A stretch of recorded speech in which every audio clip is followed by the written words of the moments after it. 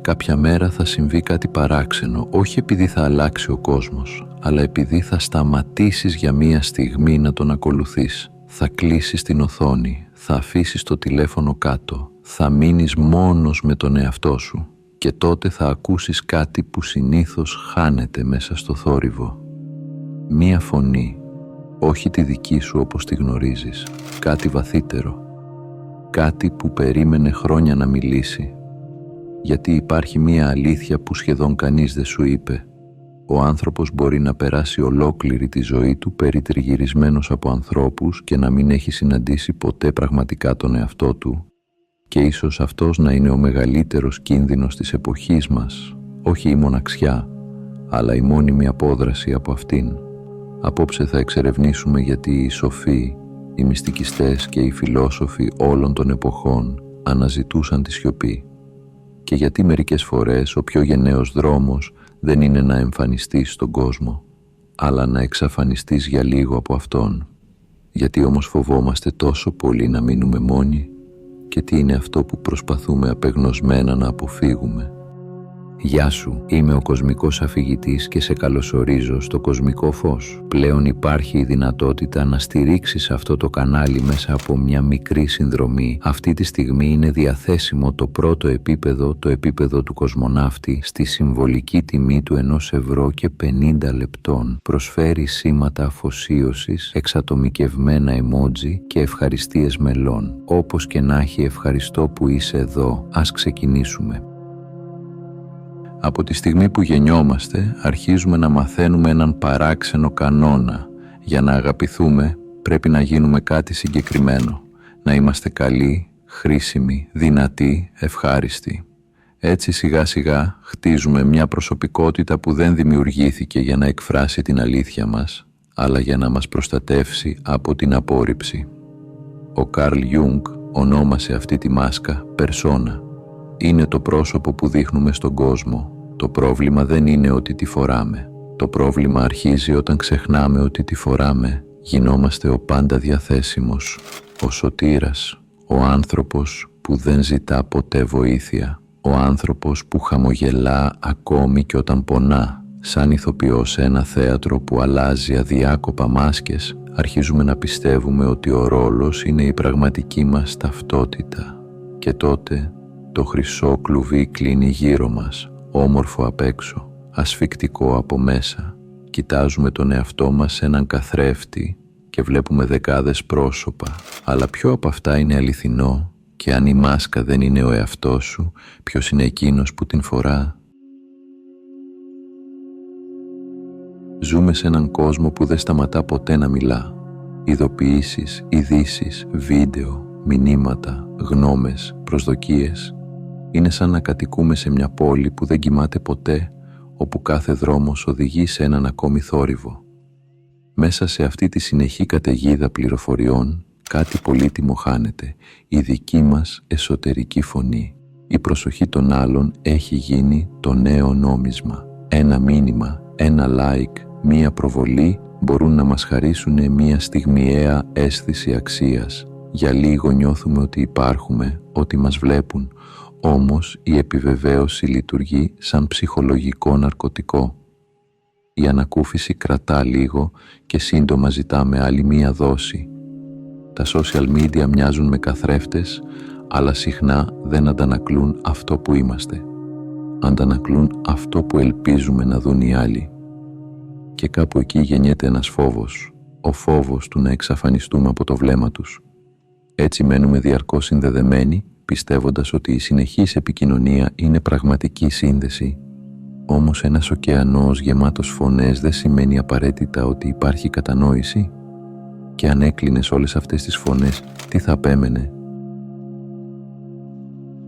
Όταν αποφασίζεις να απομακρυνθείς από τον θόρυβο, συμβαίνει κάτι παράξενο. Αντί να νιώσεις αμέσως ελευθερία, νιώθεις απώλεια, σαν να αδειάζει ξαφνικά ένα δωμάτιο που ήταν γεμάτο ανθρώπους.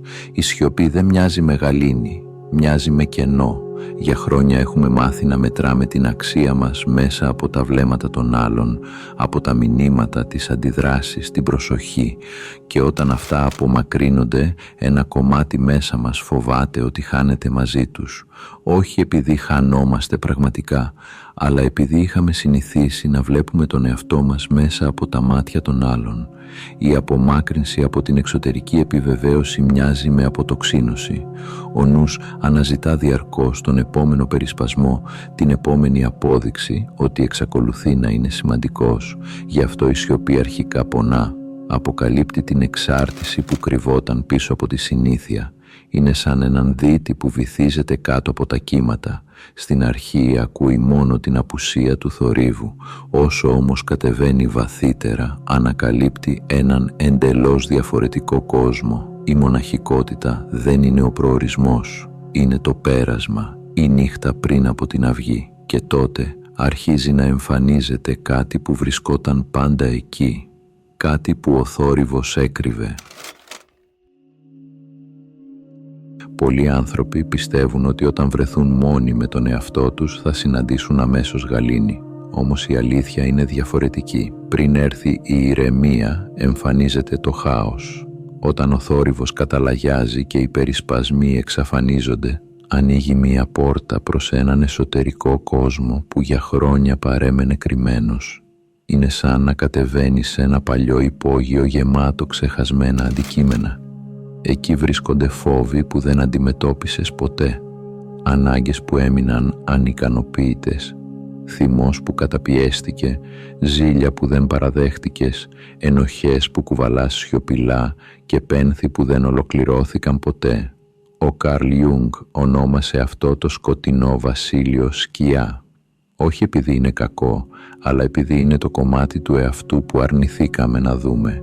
Όσο το αποφεύγουμε, εκείνο συνεχίζει να μας επηρεάζει από το παρασκήνιο. Η συνάντηση με τη σκιά μοιάζει με είσοδο σε ένα σπήλαιο ή με μια συμβολική κατάβαση στον Άδη.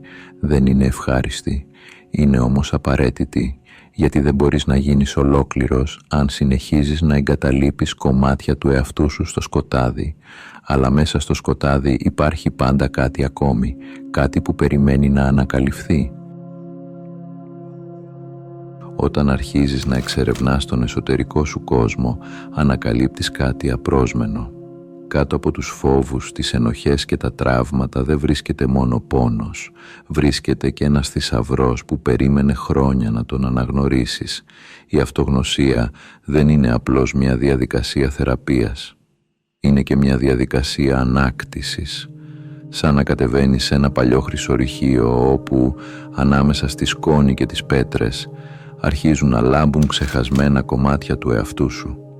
Ταλέντα που δεν τόλμησες να αναπτύξεις. Όνειρα που εγκατέλειψες για να χωρέσεις στις προσδοκίες των άλλων. Επιθυμίες που έμειναν θαμμένες κάτω από το βάρος του πρέπει. Σιγά σιγά αρχίζεις να ξεχωρίζεις αυτό που πραγματικά θέλεις από αυτό που σου έμαθαν να θέλεις. Και αυτή η διάκριση αλλάζει τα πάντα. Είναι σαν ένας σπόρος που βρισκόταν για χρόνια κάτω από το χώμα και ξαφνικά βρίσκει το φως. Σαν ένα αστέρι που εμφανίζεται όταν τα σύννεφα διαλύονται.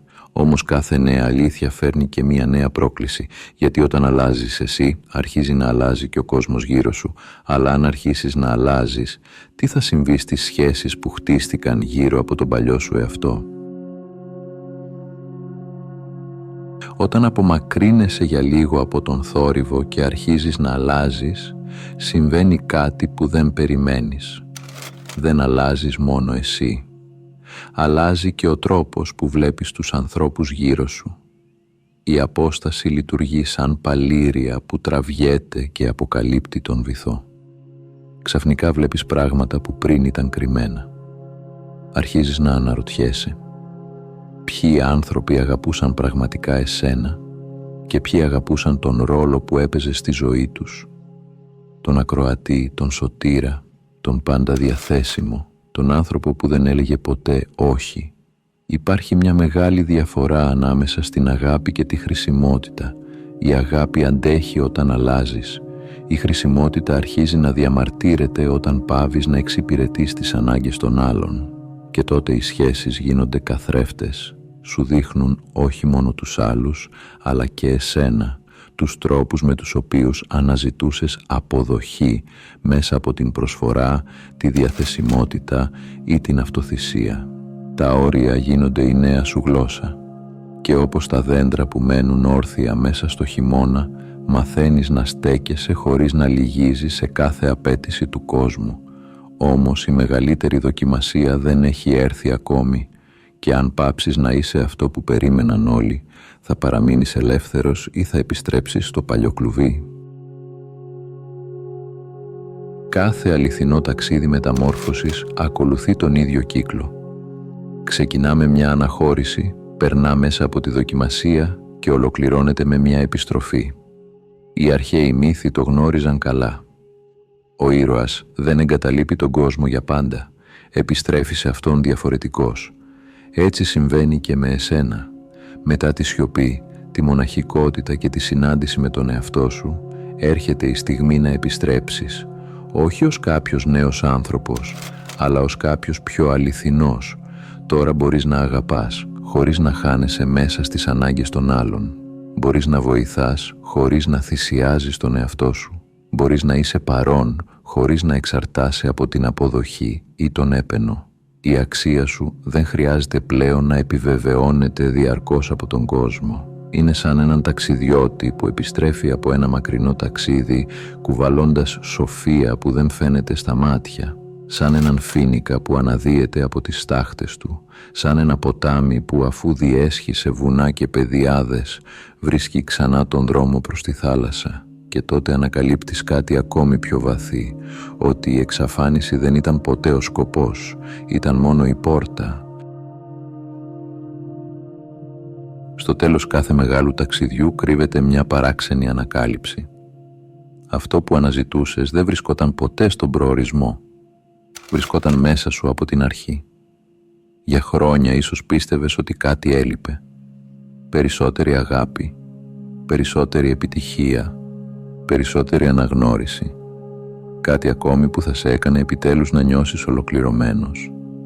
Όμως η αναζήτηση αυτή βασιζόταν σε μια βαθιά ψευδαίσθηση, την ιδέα ότι είσαι ελλειπής.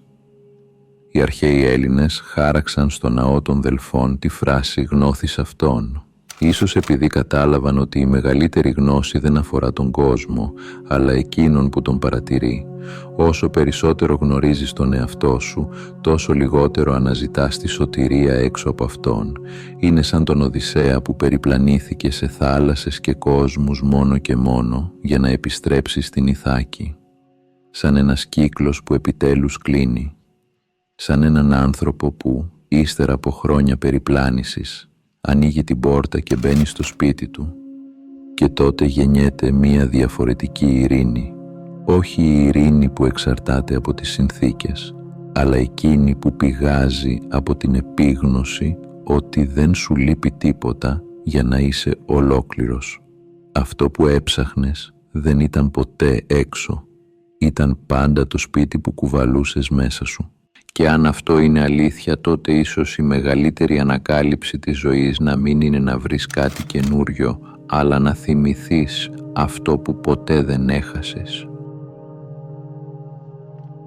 Η μεγαλύτερη παρεξήγηση είναι ότι χρειαζόμαστε τον κόσμο για να μάθουμε ποιοι είμαστε. Ο κόσμος μπορεί να μας δείξει κομμάτια, μπορεί να μας καθρεφτήσει, μπορεί να μας δοκιμάσει, αλλά δεν μπορεί να μας αποκαλύψει, γιατί αυτό που αναζητούσε σε πρόσωπα, σε επιβεβαίωση, σε θόρυβο, σε προσοχή και σε αποδοχή, ήταν πάντα μέσα σου.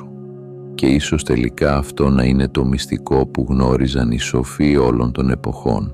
Δεν χρειάζεται να εξαφανιστείς για πάντα. Χρειάζεται μόνο να εξαφανιστείς αρκετά ώστε να θυμηθείς ποιος είσαι. Ίσως ο πραγματικός εαυτός σου να μην περιμένει στο τέλος του δρόμου. Ίσως να περιμένεις τη σιωπή που αποφεύγεις εδώ και χρόνια. Αν κάτι από όσα άκουσες σήμερα σε άγγιξε, γράψε στα σχόλια «σιωπή».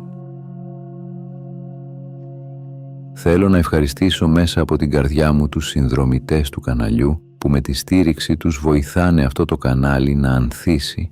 Αν έφτασες μέχρι εδώ, θέλω να σου πω ένα μεγάλο ευχαριστώ που ήσουν συνοδοιπόρος στο ταξίδι μου. Αν έμαθες κάτι καινούριο από αυτό το βίντεο, μπορείς να κάνεις εγγραφή, να πατήσεις like ή να αφήσεις κάποιο σχόλιο. Αν θέλεις να συνεχίσεις το ταξίδι, σου προτείνω να δεις το βίντεο που εμφανίζεται τώρα στην οθόνη σου. Από όποιες συντεταγμένες του κόσμου κι αν μ' ακούς, να προσέχεις τον εαυτό σου και να πας στο καλό.